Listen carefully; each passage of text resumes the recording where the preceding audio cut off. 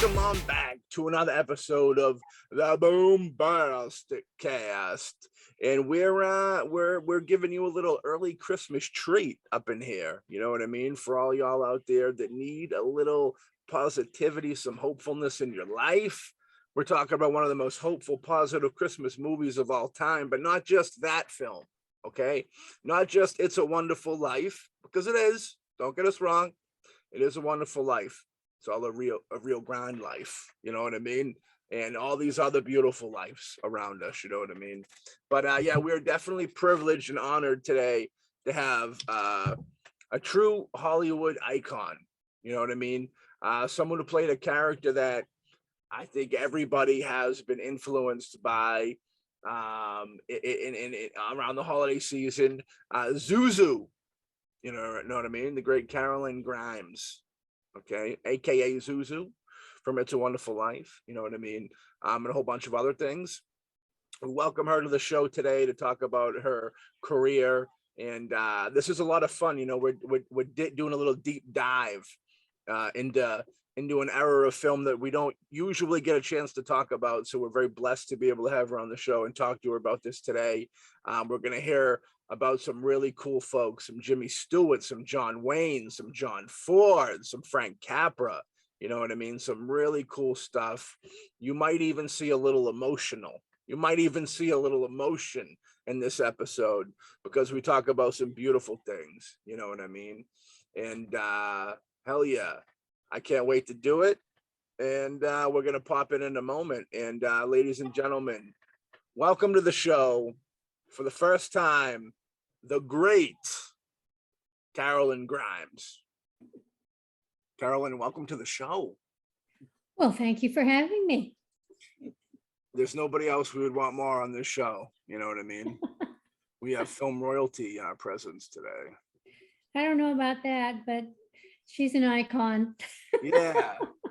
It's you know, there's very few. That movie in itself, It's a Wonderful Life, for anybody out there that doesn't know what we're jumping into real quick. The just iconic film, you know, I as a kid, all the way growing up, it's one of those deals, you know. And the Christmas movies are always, you know, they have that big mass appeal to them, you know. It's very, you know, Sure. you know, Well, your mindset around that time of year, you're ready for that sort of thing, you know. You want that kind of entertainment.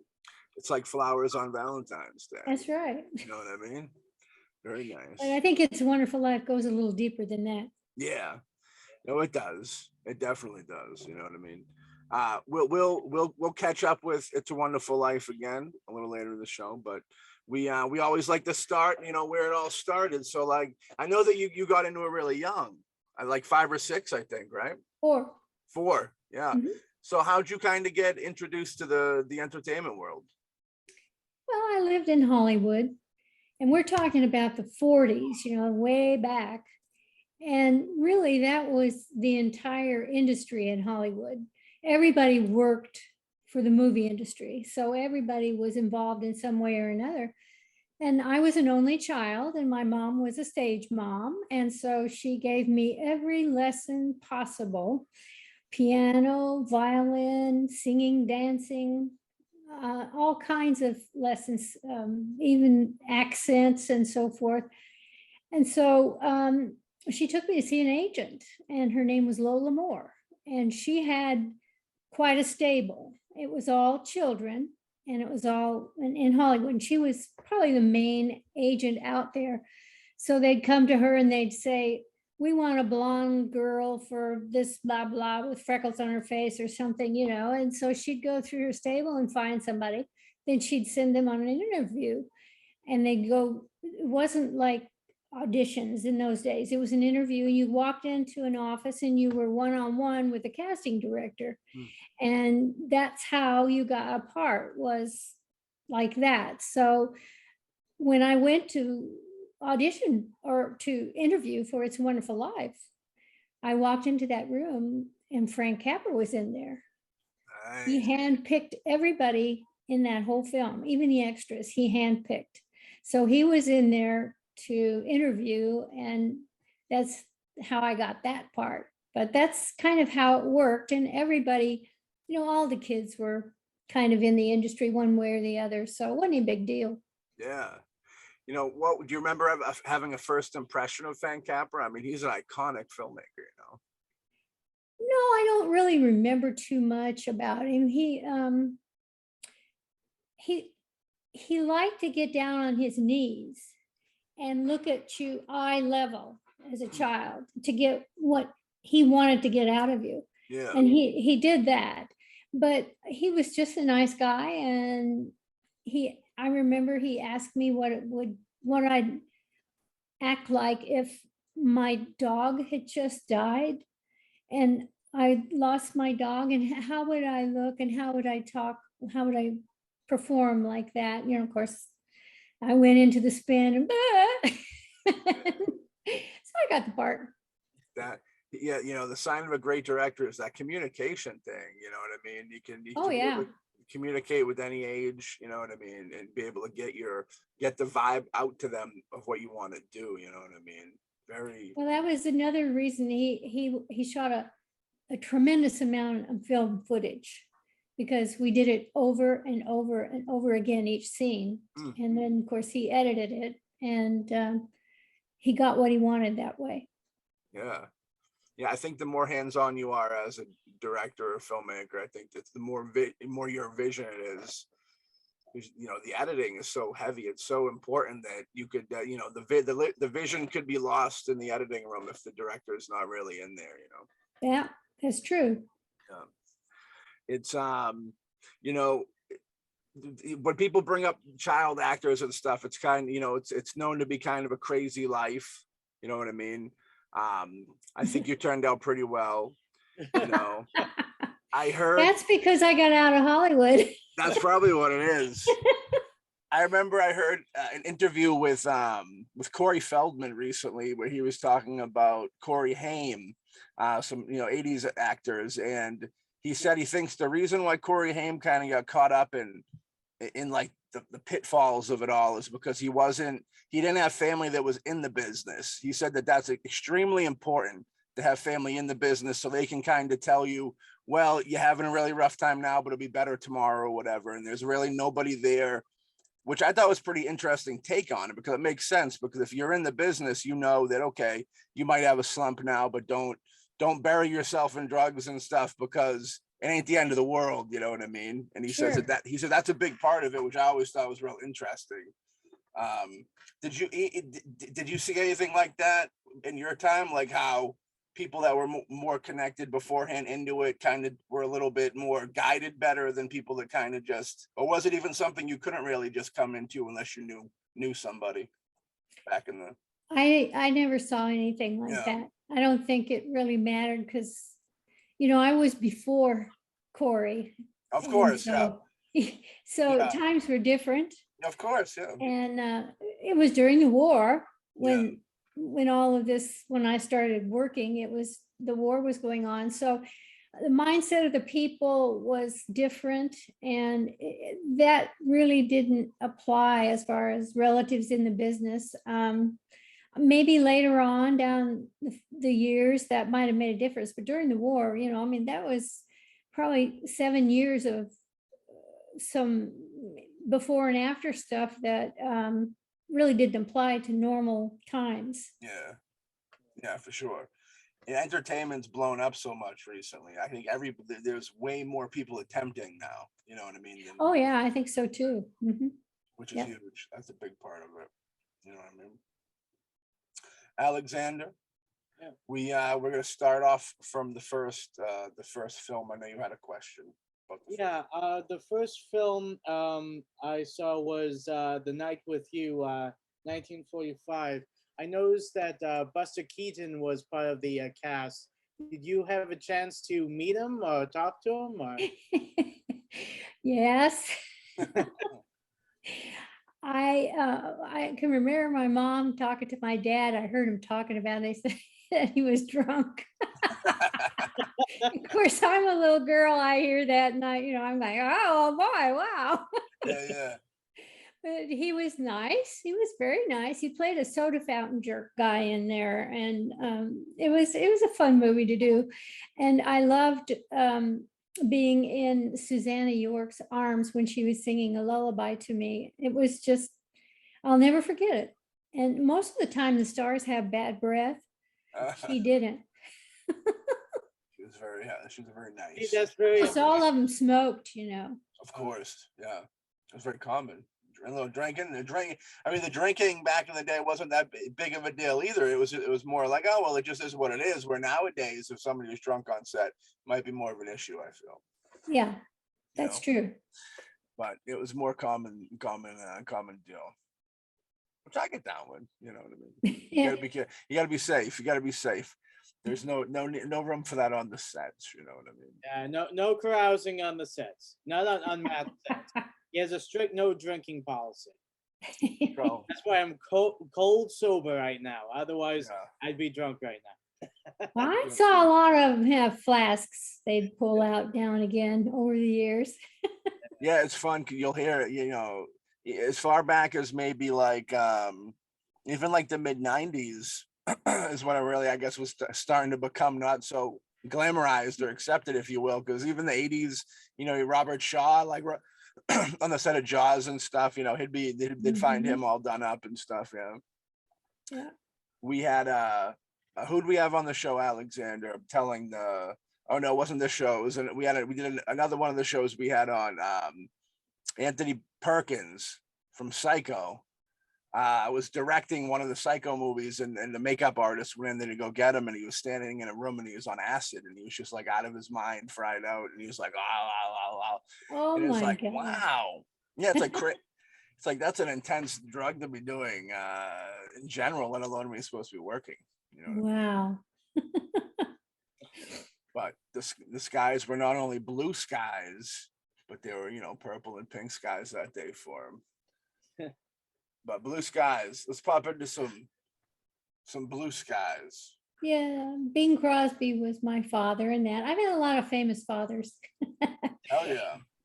I really enjoyed working with him. He was really sweet, and I never saw any bad side of him at all. He never lost his temper. He'd play around with me, and Jerry Colonna was a good friend of his, and he'd come over on the stage and they'd visit with him, and Bing Crosby would include me in that. They'd tell jokes and stories, and he was just really wonderful to work with. I really enjoyed working with him. It's, you know, not only do you get these great memories, but it's all in history of film too. So you can always pop in a DVD or a Blu-ray or whatever, streaming now, I guess, and watch the memory, you know, like you're seeing with the. Well, they did a special on him, and they included all the women that he kissed. Yeah. And I got included in that because he kissed me. Heck yeah. I like that. I thought that was pretty cool. That is cool.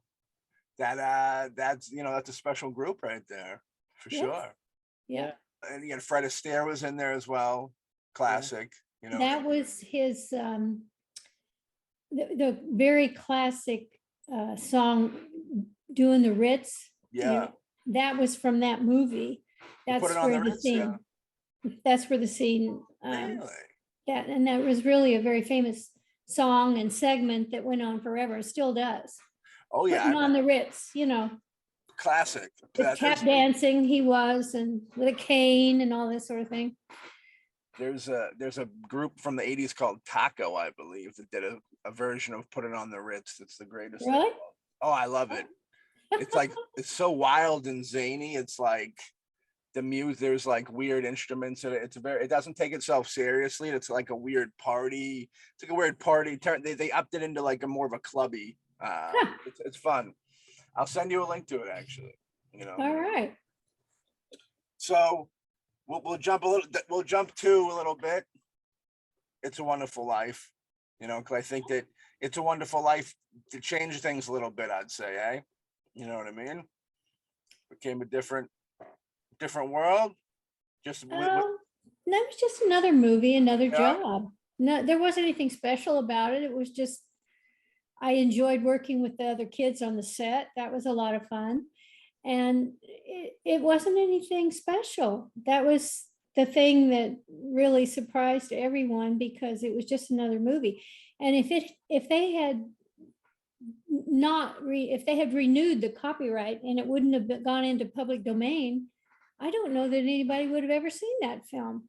So it was just, and it was a bomb when it came out. I remember hearing that, yeah. It was kind of a dark movie. It was about a man who was going to commit suicide.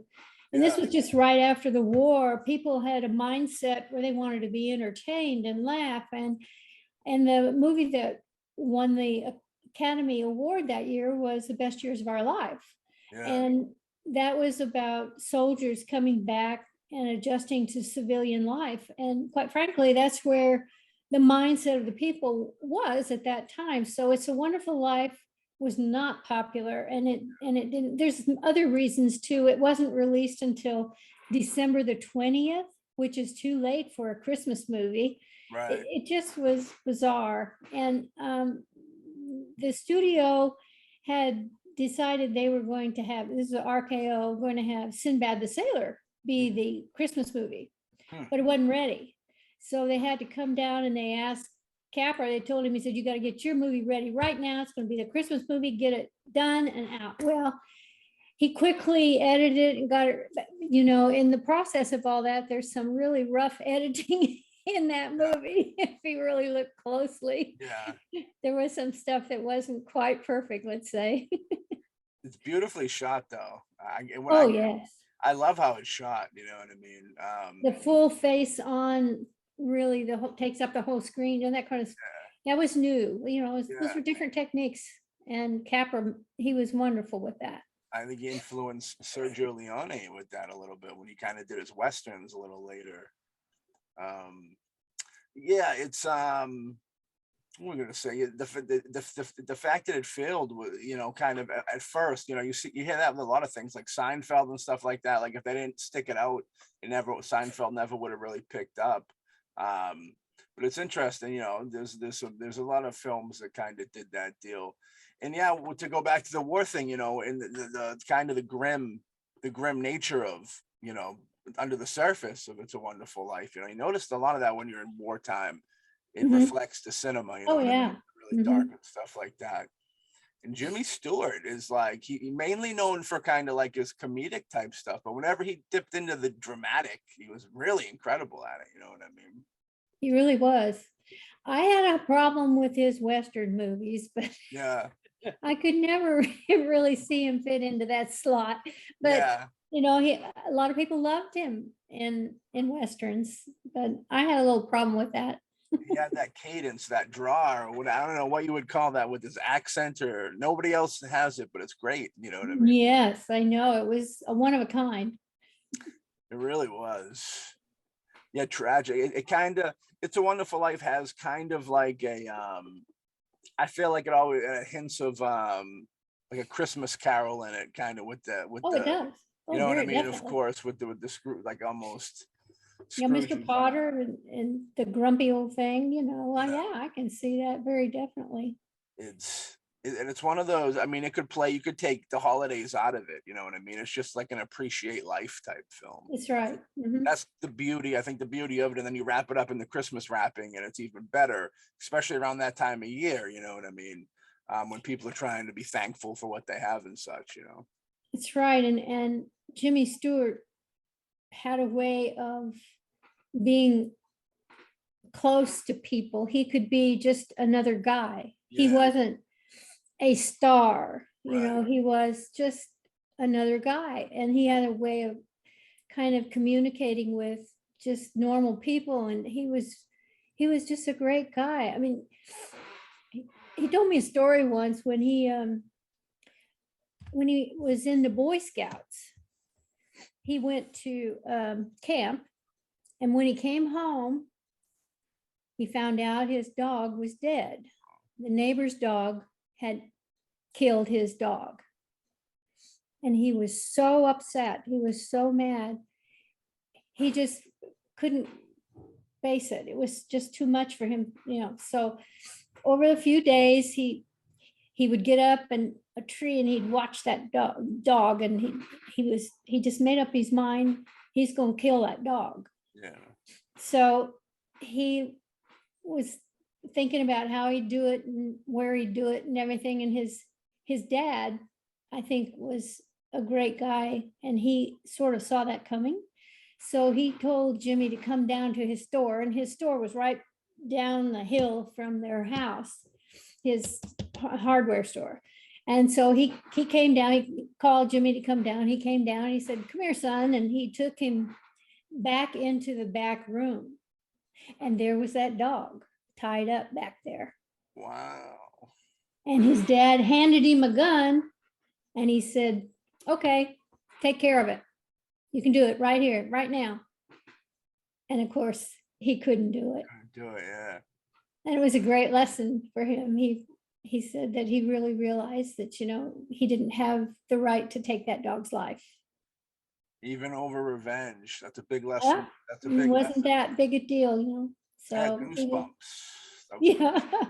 Thank you for sharing that story. Hell yeah. I think that adds to the whole thing with Jimmy Stewart, where he does the later films as a cowboy and all of that. That you could always tell that he did have that darkness kind of in him, but he would never give into it. And I think that really was one of the great things about him as an actor, was the fact that he could walk up to that line. You could feel him walk up to that line, but never cross that line. It's true. Yes. But he was raised in a different time too, I mean, he had good parenting, and he was raised in a little town, and he went to a very, very popular college and university, and he was going to he had a degree in architecture. That's what he wanted to do. But he got involved in some extracurricular activities in the theater, and he fell in love with it. And so he and Henry Fonda decided to try their luck in Hollywood. And his dad just about had a fit and died because he didn't want him to do that. He thought that was stupid. And eventually he supported him, and it went well. That's the one thing about the film business that never changes, is when the first day you say you want to start doing it, people go, "Nah, you can't do No, that." you don't want to do that. Yeah, we all get that talk. We all get that talk, right, Matt? It's true. It's true. It's out there. It lurks, for sure. The only James Stewart is very, he had that very pure element, but he could go dark if you wanted to. The only actor I could equate him to nowadays, I would probably be Tom Hanks. So Tom Hanks has that really nice guy vibe. Like, you feel like he's a genuinely nice guy type dude. Yeah, James Stewart always came up. James, like a night, of course I never met him. Only one of us ever met him. But he's a very nice guy. It seems like one of the nicest guys in the world. Well, let's see, 1990. He won an award in New York, and I was invited to go. He invited me to go, so I went, and it was a party for him, and we talked at his hotel, and it was a lot of fun. And it turned out that he had made it possible for one of his fans, who had been corresponding with him from way before he was successful. And she had a giant scrapbook that had pictures. He would send her pictures of him and his family on vacation. I mean, he was just genuinely kind to her. And so he made it possible for her to come down from Upper New York to the city, because she'd never been in New York City before. And I had lunch with her, and we talked, and we became very good friends. And she said that she knows he helped her in many ways, because her husband had fatal disease, and she was going to lose her house. And so she called Jimmy and told him about it. And in 3 days, they wrote and said, no, this wouldn't happen, that they'd take care of it.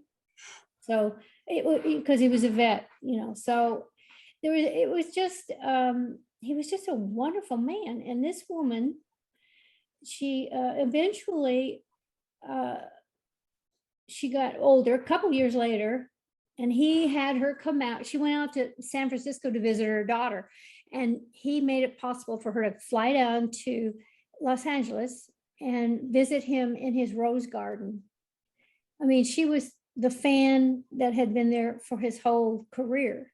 Yeah. And so they met. That was in November, and she just wrote me, and it was just so wonderful for her.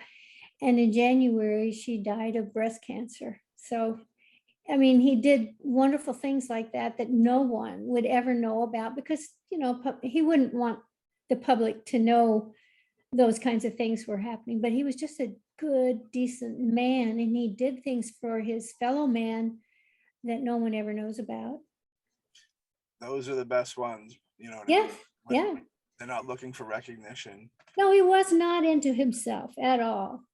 He was down to earth. He just never lost his good old boy thing. Yeah, I love to hear that, you know, because he's one of the most iconic of his time or ever, really. And I always love to hear when they appreciate fans, because you see nowadays you see it less and less of people. And I don't know what it is, if it's like, I think it might be a social media type thing, because they can, you know, post up a picture of their lunch and get a million likes. So it doesn't, so when they meet somebody and they're like, oh, I really appreciate you, I don't think, nothing against the celebrity, if you will, I just think it doesn't quite register the same way. You know what I mean? Because they're almost, Not at all. yeah, And you know, their lives aren't exactly private anymore. When right. they had some sort of privacy back in the day. Social media has really changed a lot of things in our world, and that certainly is one of them. Yeah. Yeah, for sure.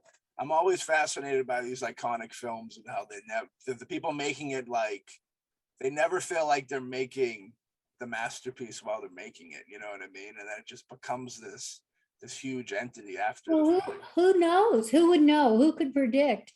You can't, you know, you don't know. Yeah, I mean, like at that time, Capra was a big deal. You know, Stewart was a big deal. You would feel that would have, you know, the oomph to do it. You know what I mean? And it's very. I love that time, because it's just it's like it's almost like people were doing it. It was before, you know, fame and fortune really came into it. So they were making art because they love it and they have stories to tell. You know what I mean? Now it's, unfortunately, it's more like, well, I can't wait to make $1 billion making movies. You know what I Yeah, mean? it's all about money. Yeah. But back then, that's why those older movies have heart to them, because they're really Mm-hmm. trying to push a message and say something with them, not just get paid. You know what I mean? Well, back then, if there was a scandal of any kind and a newspaper reported it, they were shunned. That was, you don't do that. And now, my gosh, they dig and create. And I mean, it's a whole different world. It's their bread and I butter think now. it's so sad. They exploit people and think nothing of it. I just, Yeah, it's sad. terrible. They want they're trying to take the celebrity away from the celebrity and put it on themselves for a little bit. I think being I like, guess oh, that's true. Yes. you know what I I think mean? that's right. They're like, look at us, look at all the Yeah. hits we're getting talking about these people. Yeah. It's tragic. I mean, sadly, I don't think that. I mean, I don't see it slowing down anytime soon. It's too much of a snowball effect. Oh, I think it's going to get worse. I agree with that. The more that we have access to their private lives, which is, you know, I mean, it's a wonder they don't have cameras in their bathrooms. I mean, you know, somebody sneak it in. I just, you know, they have no life. They have no privacy. It's kind of bad. Well, that's people always say, give me the fortune over the fame any day of the week. You know, keep the fame, just give me the fortune. You know what I mean? Because you lose your life. You know, if you're that big, like, I would hate to be one of these, like, you know, certain ones feed off it, I feel, but like people that just kind of get caught up in the zeitgeist and become huge because of their deal, and they can't go out, they can't leave their house because there's paparazzi in their face and stuff. It's really a crazy lifestyle. You know what I mean?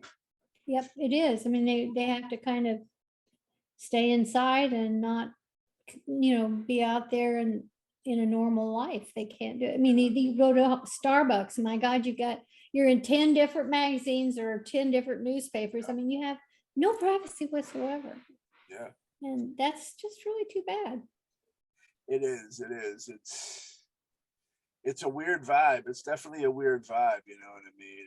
And you go through and then they, like you said, they'll try and they like to build them up and tear them down, and then when they're torn down, you know what I mean, they're parading all their dirty business to everybody.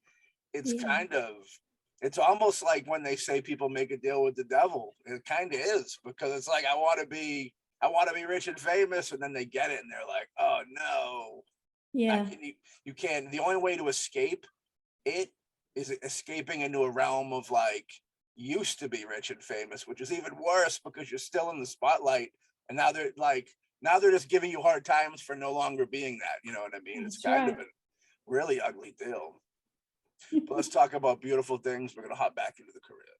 You know what I mean? Well, It's a Wonderful Life has promoted so many things in this world that are good. Yeah. And 20 years ago, we're celebrating the 20th year of the festival in Seneca Falls, New York.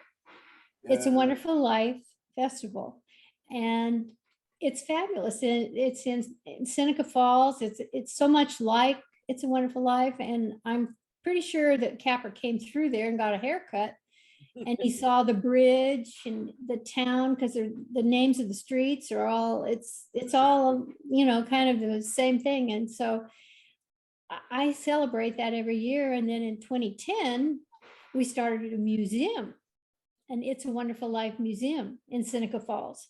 And it's the only museum in the United States that celebrates a black and white movie. Really? Uh-huh. Yeah. I like that. Yeah. Show respect. Is the ornament? I know you have the ornament, the actual ornament, I believe, from the film, right? Maybe. The museum's not allowed to have that. No. I don't blame you. I wouldn't either. Hell no. So what do they do at the festival? Like they show the movie, and it's a whole a weekend ordeal? Yes, it's a weekend. They have a run. Last year, after COVID, it was surprising. We had 1,600 runners that ran a 5K run across the bridge. That's where you start, and then through the neighborhoods. And people have stands set up out in their yards, and it's kind of dark. It's just getting dark, and they have some refreshments, shall we say, on their little stands as people are doing their run. It's a lot of fun. And then they have the restaurants, like they have Potter's House or Potter's Restaurant, Potter's, all different kinds of things. The whole town turns into Bedford Falls in so many ways. And then we have original cast members that come and do presentations. And we have a lot of presentations about making of the film and their lives and things like that. It's very interesting. And they do it towards Christmas time or more in the middle of the year? Second week in December. Second week in December? Mm-hmm. Is there a website that people can check into that if they want to go to it? Oh, the Real Bedford Falls.com. I like it. And that's New York. And the museum is It's a Wonderful Life Museum.com. Very cool. What type of items they got on there, like wardrobe and well, they study each character. Mm-hmm. From Ruth Patton Moss, who played Ruth Bailey in the movie. And they have little items from their collections. And Jimmy Hawkins was the little kid who burped. Yeah.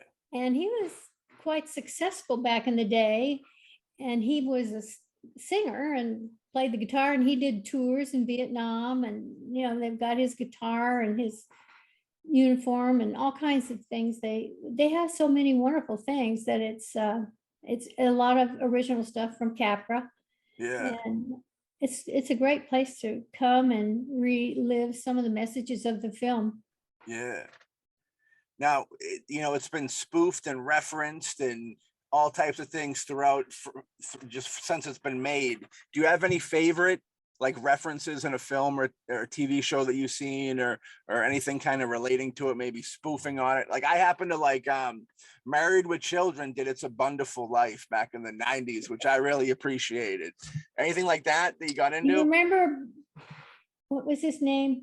Butthead and Beavis, or Oh, Beavis and Butthead, yeah. Well, they have one where they wish Beavis or Butthead, whichever one of them would jump off the bridge. They want him to. Yeah. There's a spoof about almost in every TV show, Yeah. you know, about it. Yeah. Beavis and Butthead are coming back. Are they? I didn't know that. I heard they're coming back, on a streaming service. Oh, okay. Yeah. Yeah, it's a wonderful life. I heard that was classic from back in the day. Alex, did you have any favorite references to it from?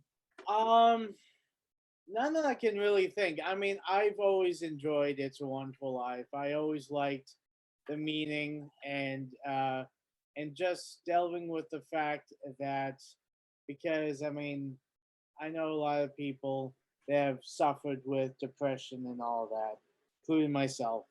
And you get to that point where you do ask that question: what would the world be with or without you? And that movie was really important to me and a lot of people working through those issues. We all matter. Each one of us makes a difference.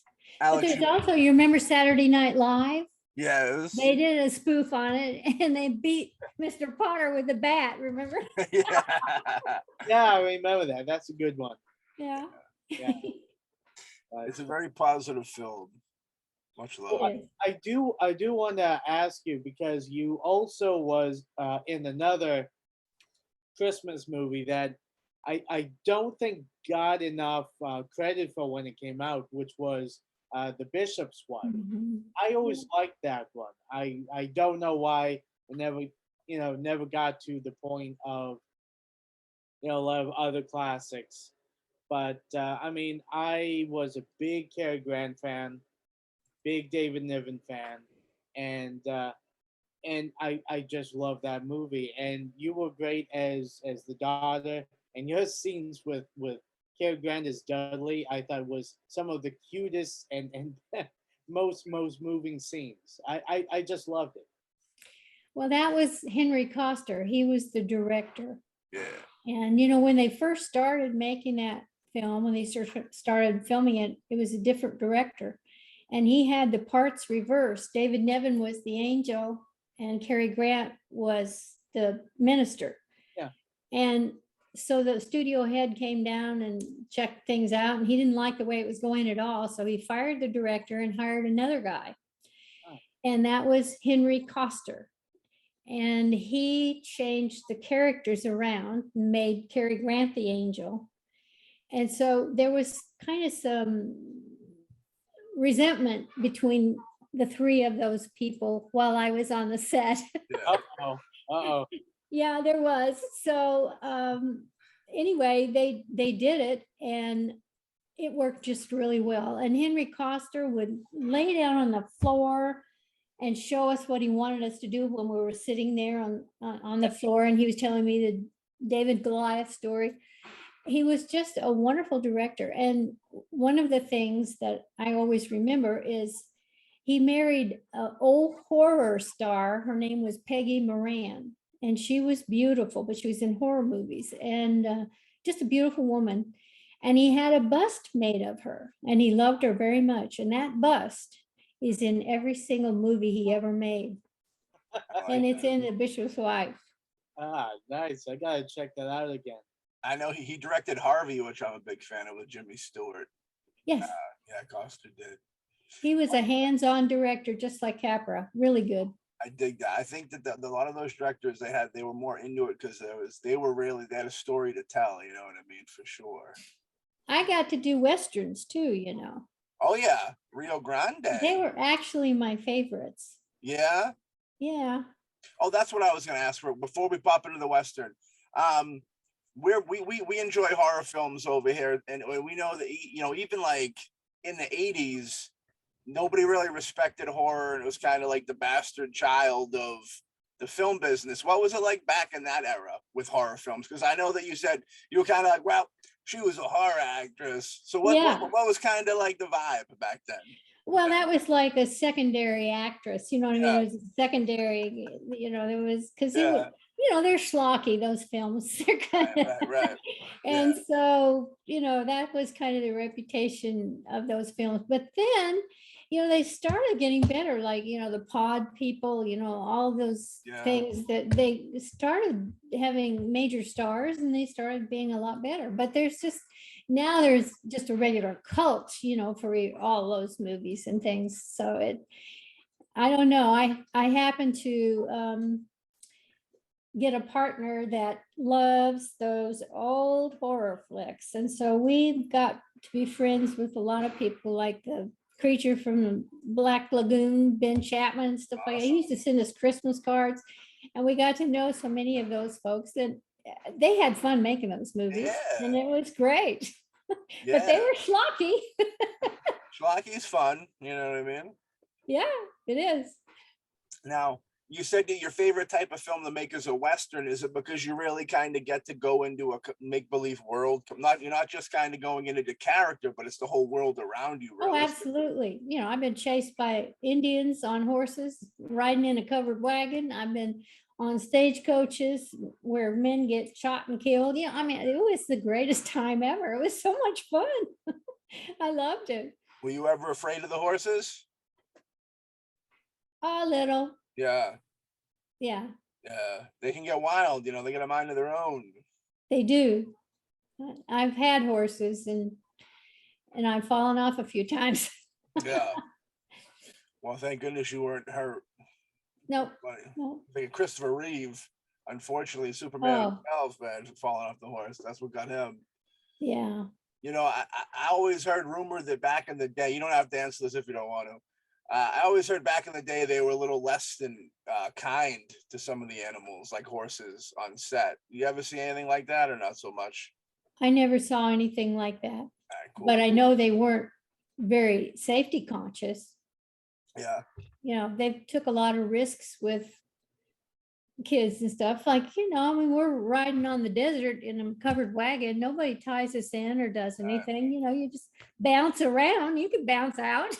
There was a lot of things that they, you know, they did. They, you know, there was one film I did called Albuquerque. Yes. With Randolph Scott and Gabby Hayes. And Gabby Hayes was the stagecoach driver in that film.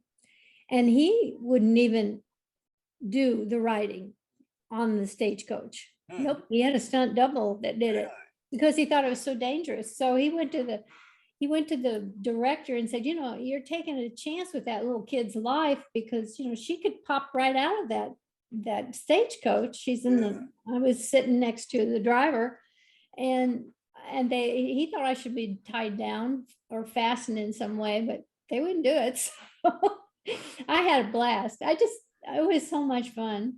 Yeah. Did you ever see any like injuries on set because of something like that, or? No, I never did. If they were running and gunning and they were lucky enough not to get too injured, you know. Well, I got injured once. Yeah. And that was in the movie Rio Grande. Yes. And it was when we were I was in the church when the Indians captured the kids, and I'm in the church, and I get up in the chapel and ring the bell, bells and angels throughout my life. So I'm ringing this bell, and the cavalry's coming in to save us and take us kids, rescue us. And so Victor McLaughlin comes into the church, and I'm ringing the bell. So he comes in, he says, "Come on, Margaret Mary." So he grabs me and puts me down. I sit down, and he pulls me across this wooden thing, and I got a splinter in my bottom. It wasn't, you know, bad, but I couldn't act like anything like that had happened. So I never showed it at all, but boy, it hurt. Yeah, I can imagine. Method, tell them it's method acting in the West. You're in the West. Yeah. You know what I mean? How do you have any what recollection of what it was like to work with John Ford, maybe one of the best Western directors of all time? He's kind of scary. He's Yeah, scary. very intimidating. Yeah. Yeah. And he would get in fights with people like Maureen O'Hara. And Yeah. I mean, everybody acted afraid of him. Even John Wayne respected him a great deal. It was a different kind of atmosphere than working with other directors like Frank Capra that I'd been with. Yeah. You did what he said. Yeah, you hear some of those old school ones. There's the collaborative directors and there's like the do what I say directors. Yeah, and that was a do what I say. And I can remember one time Maureen O'Hara disagreed with him. And she didn't hold back ever. She let him have it. And she, fought with him. And so I rode back in the limo with her to the hotel. Yeah. And so I was in the back seat, but she was in the front, and she was just cursing and cussing and talking about Ford, really, really bad. And I was just riding along. I didn't think anything about it. And then her hairdresser said, Miss O'Hara, there's a child in the car.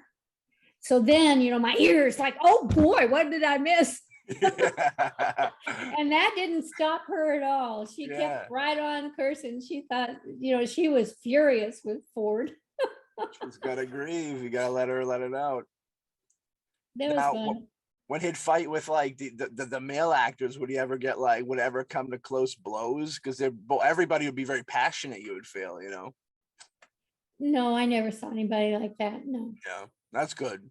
They're professional. I was in this movie Albuquerque with Lon Chaney Jr. Yes.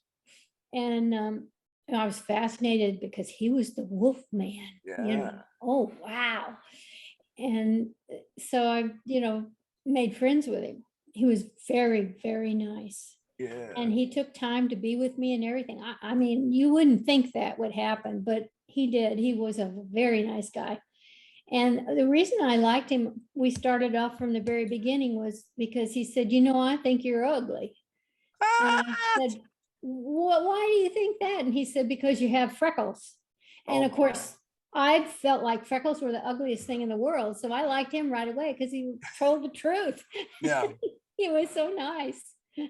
Lon Chaney. I noticed that the male actors get more horror actors get more respect than the female actresses. Oh, absolutely. Yeah. Mm-hmm. But yeah, but they have to take their shirts off, so they have to, That's true. That's true. I mean, that's the first thing that happens when there's something really scary comes. Well, they should take your shirts off. They gotta get lighter in case they gotta run. They gotta get lighter. Yes. You know what I mean? That's what it is. Yeah. Now you were talking about John Wayne, the Duke. Not being too confrontational, very kind of like a laid back guy. How was he as a person? Well, he was a very nice guy. He was real tall, and the voice was commanding.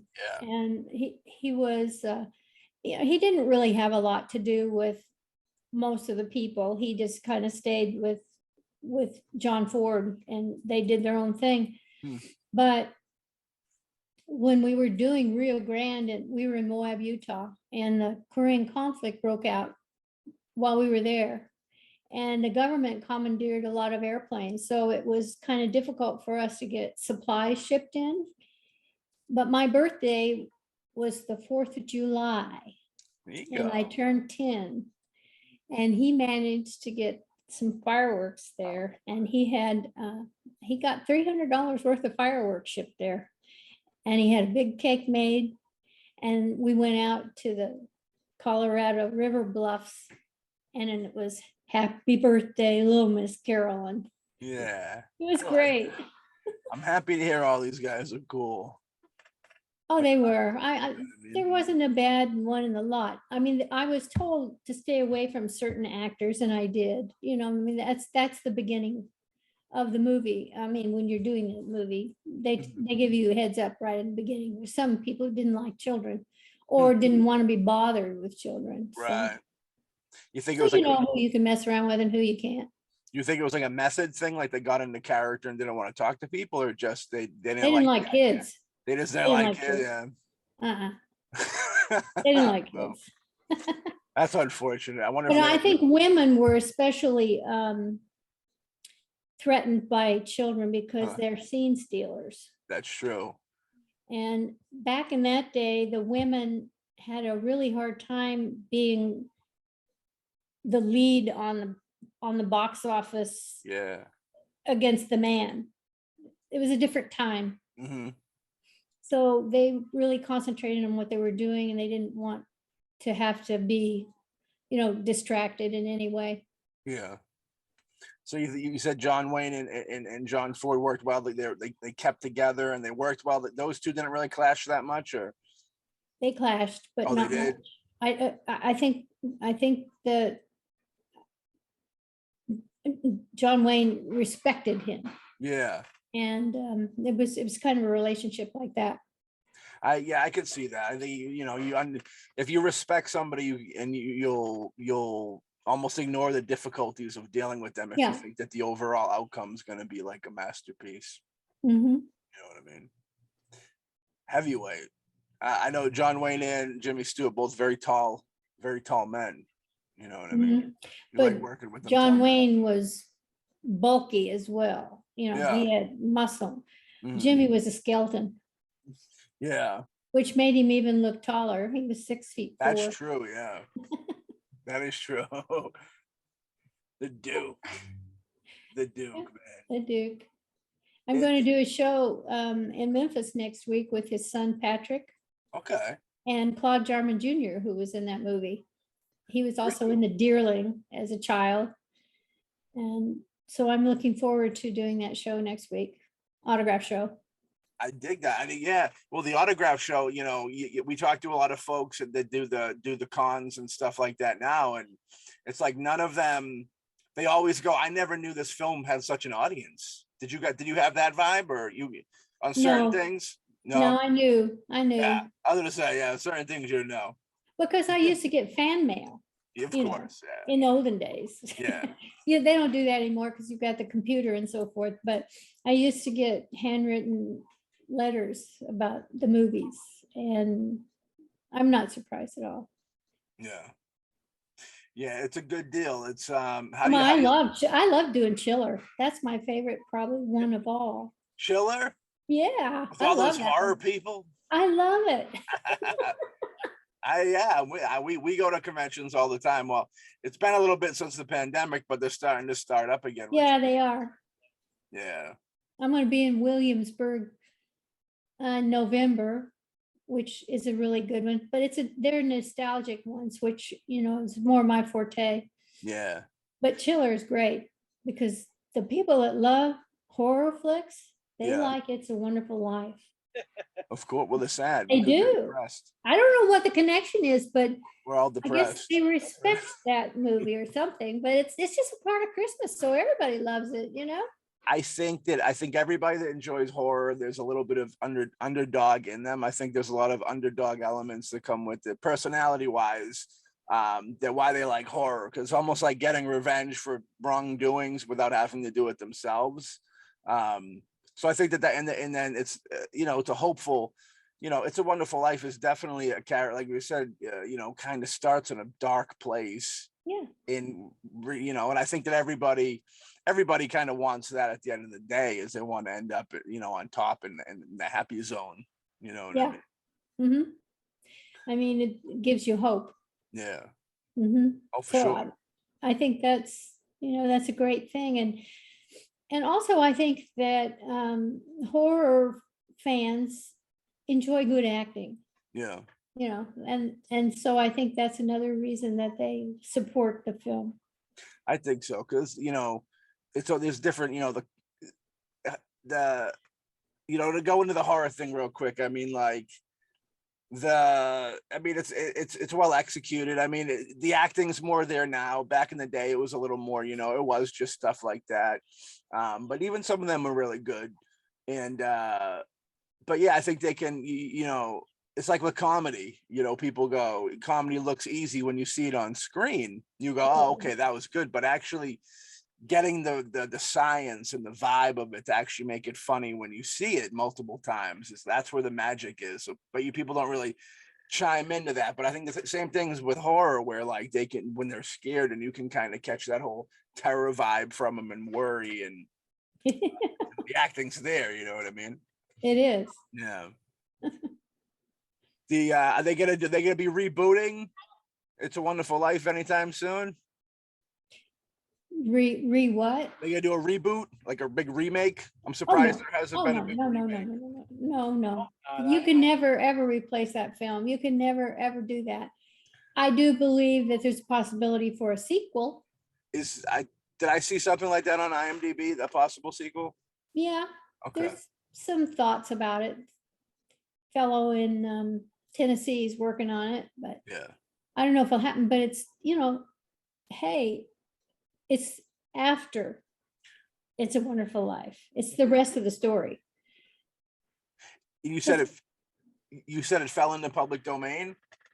Yeah, So yeah, but you also said that you think that because of it falling into public domain was a positive thing for it yeah. because it got seen more. Oh, absolutely. That was a Yeah. positive thing. Yeah. Yeah, I think Now Paramount has a long history of people claiming the rights to it, and now Paramount, it's their movie. Oh, they got it now. Well, if I sued them and they had to go to court, I'm not sure they'd win, but Yeah, that's the thing. but I do a lot of promotions for Paramount and It's a Wonderful Life, so I'm just thankful that they promote the film. Yeah. Well, that's the thing. I mean, a lot could be said on the negative side of distribution and stuff like that. But the fact that, they do keep the films out there, you got to kind of give them a thumbs up for that, for sure. Yeah. Mm-hmm. I want to get them back. So did they just recently obtain the rights to it? No, They've owned them for a little bit. well, it's convoluted. In the 80s, Yeah. actually it was in the 90s, Republic Studios claimed they had the rights. And Aaron Spelling supposedly bought the rights.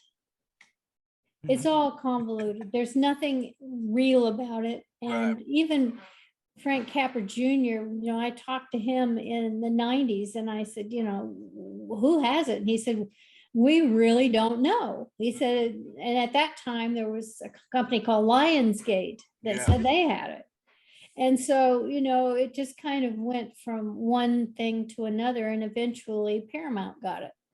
And Paramount has done very well with it, and they've keep making improved DVDs, and they celebrate the film, and it's in a good place.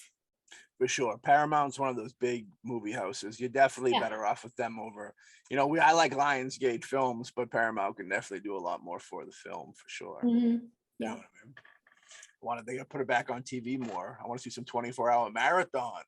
You know what I mean?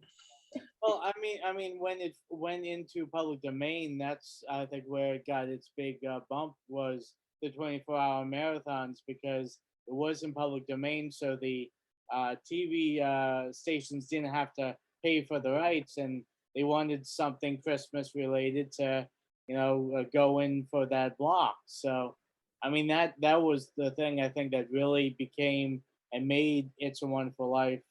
The fact that it became public domain, and they played it in the early 70s over and over again. I mean, 24 hours, and that's how it got its exposure. And I'm old enough to have seen the families that watched it back then, and then their kids grew up and they started watching it with their children, and it's just come full circle that way, where families raise kids, they watch it, and then they have their kids watch it, and then the next batch does. So I'm old. I've seen a lot of generations. Generation. It's a good thing, though. It's a blessing, but hey, iconic. You know what I mean? There's not even a handful of iconic Christmas movies that'll kind of. You got this. You got A Christmas Story. I guess you can go with A Christmas Carol. I think A Christmas Carol's a little. That's dwindling. And then more current, you probably got like National Lampoon's Christmas Vacation, which is a big one. And It's a Wonderful Life is in it. There's a scene, nice Exactly. title scene, yeah. Yeah. Do you have any favorite outside of course, It's a Wonderful Life? Any favorite holiday movies, Christmas movies? I like National Lampoon. Yeah, I really love Christmas Vacation. I do. I think it's the funniest movie. I love it. Yeah, it's classic. You know what I mean? Yeah. You got some archive. You also there's archive footage of you in Menace to Society, the gangster movie. So you have street credit. You know what I mean? You can go. You can go into Compton, Southside Compton, and everything will be okay. You can wear whatever colors you want to wear. You know what I mean?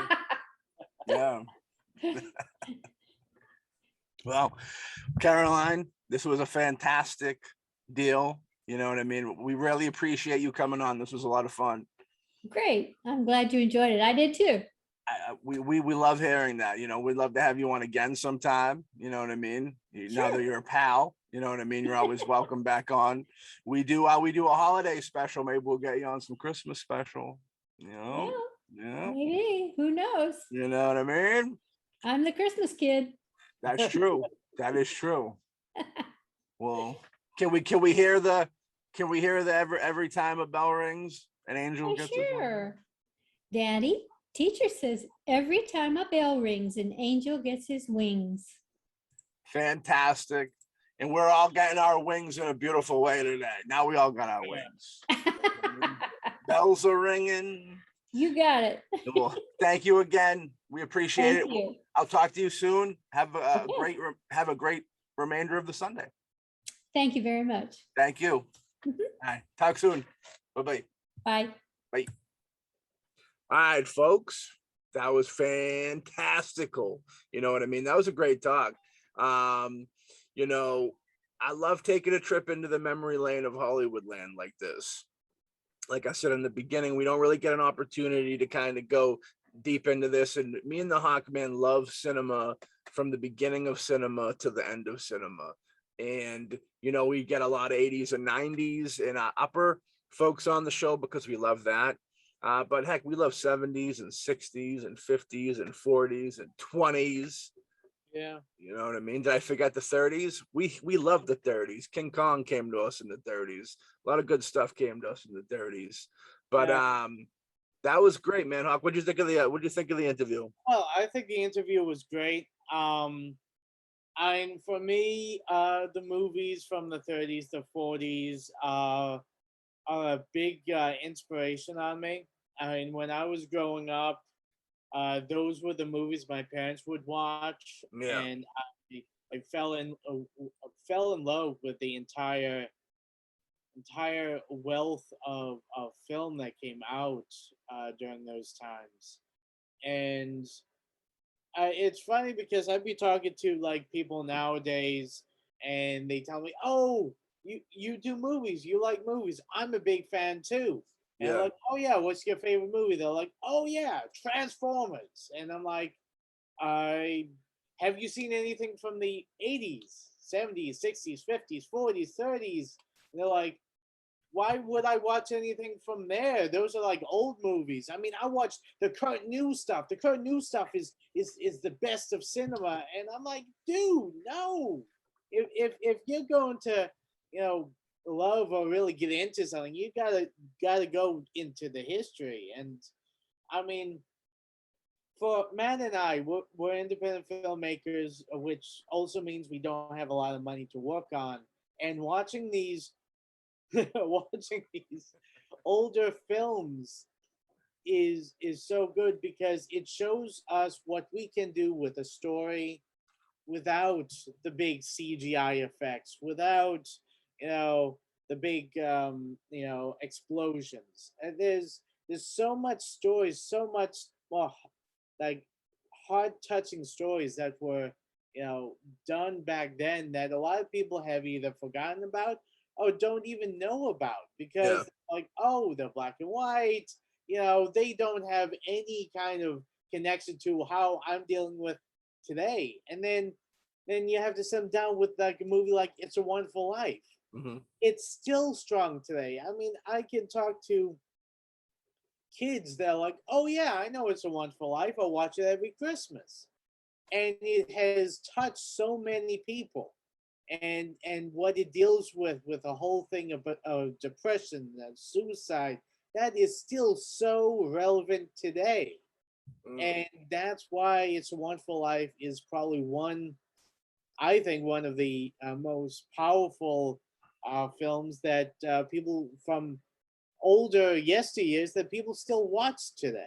And there's a lot of other films that we'll talk about, like The Bishop's Wife, which is another Christmas movie, which unfortunately did not get as much notoriety as It's a Wonderful Life. And she's also in that, and it's also a very touching and good story Mm. that I think should also be, looked at, and look at it as a possible Christmas movie to watch and feel about the whole, what it means to be a person, and to love and to try to succeed in life. Yeah, And plus, also, I'm a huge Cary Grant fan, so if Cary Grant's in it, I'm picking up that DVD. for sure. And you get to dance all the way home with it, uh, like a like real a man blue would. skies with Fred I'm Astaire and I'm Bing Crosby. I'm the 2022 Fred Astaire kid. Get out of my face. But yeah, that was a great episode. She was so sweet. I'm in love. She was so sweet. Can't wait to have her back on the show. And hell yeah, very appreciative to get some of them Hollywood history, some golden age history up in here. Love it, love it, love it, love it. Do you want to say anything in closing before we wrap up the show, my friend? Other than it was a pleasure having her on the show. It was great talking to her, and it was great hearing about her experiences with you know uh, actors that I grew up watching. And knew that you know they were they had passed along long before I was born, and it was good to hear some of these stories, and get a little insight into these actors that I've always appreciated, but never got a chance to know more about.